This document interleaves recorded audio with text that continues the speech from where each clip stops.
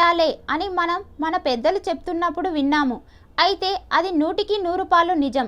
ఎందుకంటే ఇంట్లో స్త్రీలు సాక్షాత్తు ఆ ఇంటి శ్రీ మహాలక్ష్మితో సమానం. అందుకే ఆ ఇంట్లో ఈ నియమాలను పాటిస్తే ఆరోగ్యం, ఐశ్వర్యం మరియు సంతోషం ఎల్లప్పుడూ ఆ ఇంట్లోనే ఉంటాయి. స్త్రీలు ఉదయం లేచిన వెంటనే అమ్మవారి పాదాలను కానీ, స్వామివారి పాదాలను కానీ, లేదా ఇష్టదైవం ఫోటో కానీ చూడాలి. తమకి తాము అద్దంలో చూసుకోవడం లేదా భర్త మొహం చూడటం కూడా చాలా శుభప్రదం. అద్దం చూసుకునేటప్పుడు నుదుటన బొట్టు ఖచ్చితంగా ఉండాలి. రోజులో మొదటిసారి పొయ్యి లేదా స్టవ్ వెలిగించినప్పుడు అగ్నిదేవుడికి ఒక్కసారి నమస్కారం చేసి వంట మొదలు పెట్టాలి. ఇలాగ చేయడం వల్ల ఆ ఇంట్లో ఆరోగ్యం మెరుగుపడుతుంది.